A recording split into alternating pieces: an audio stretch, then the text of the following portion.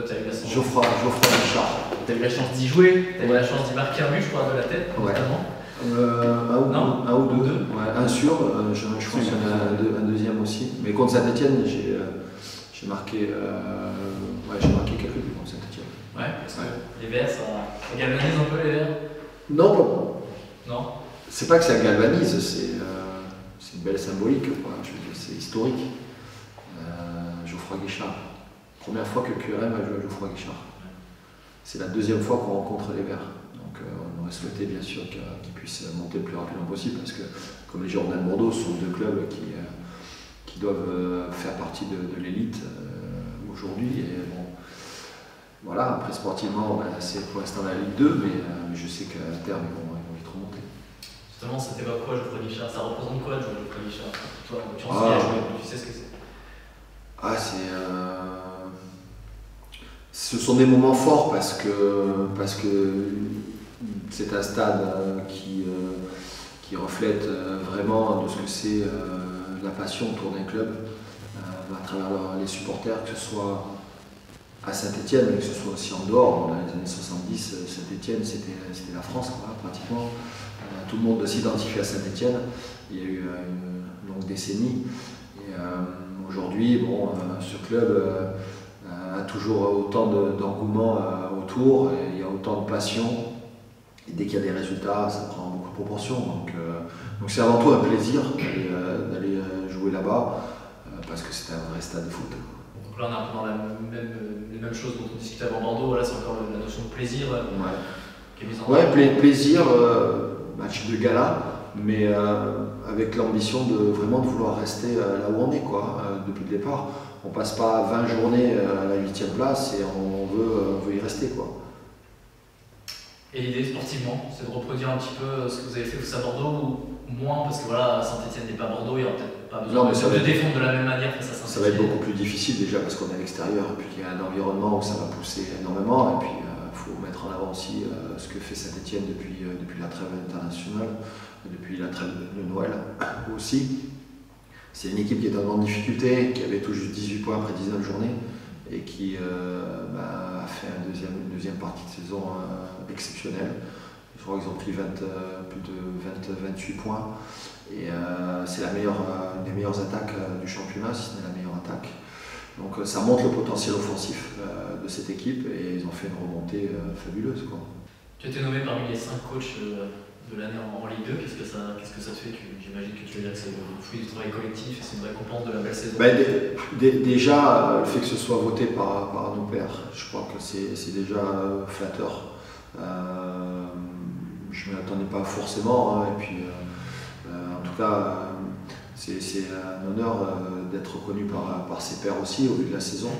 Mais en même temps, à travers cette nomination, c'est le travail de tout un club et à l'intérieur de ce club, de tout le groupe, que ce soit au niveau du staff, mais aussi bien sûr au niveau de mon groupe de joueurs. Donc cette récompense, voilà, c'est un vrai gros travail collectif et ça met vraiment en valeur le club. C'est surtout ça que j'ai envie de faire passer comme message. Après, j'espère que bien sûr ce sera Lucas Elsner qui aura le trophée parce que et ils le méritent, bien sûr. J'espère de tout cœur qu'ils vont arriver à monter au vu de leur saison et de leur série incroyable, historique. Donc voilà, votez pour Lucas.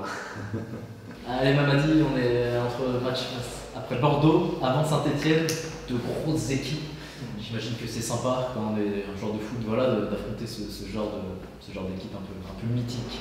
Ouais, de grands clubs avec des belles histoires, donc c'est toujours un réel plaisir.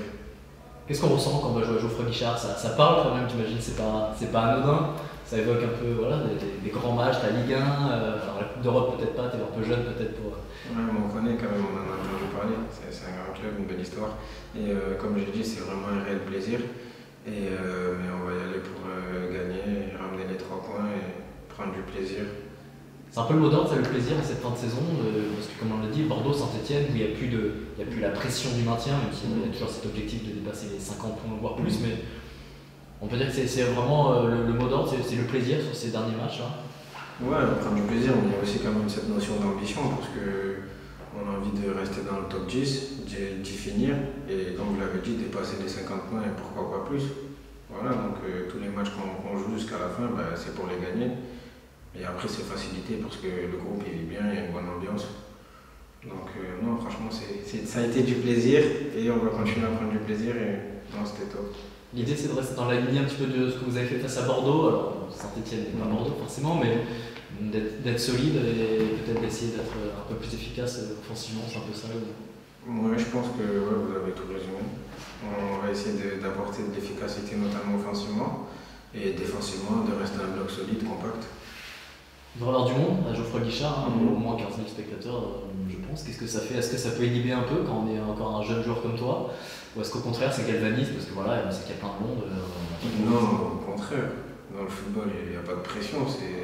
Déjà avant tout, c'est une passion, c'est devenu un métier, mais c'est tout le temps du plaisir. Quand on est sur le terrain, moi c'est toujours du plaisir avant tout. Donc pression, non, je vois pas pourquoi il y aurait de la pression. Parce que quand il y a beaucoup de monde, ça peut faire peur aussi. Quand il y a 15 000, 20 000 spectateurs, que du verre autour, ça va peut-être vous siffler un peu, tu vois, c'est un peu... Non, moi j'ai jamais raisonné comme ça, en tout cas, personnellement. Je préfère même qu'il y ait beaucoup de monde. Ouais. C'est toujours plus plaisant de jouer dans un stade plein que l'inverse. T'es un peu l'homme en forme de QRM en ce moment depuis quelques semaines. Comment t'expliques ce regain de forme, ce Mamadi Mangré peut-être encore plus efficace sur cette deuxième partie de saison, même sur ces derniers mois qu'en début de saison? Comment t'expliques cette forme actuelle? C'était la première fois que je quittais entre guillemets ma zone de confort.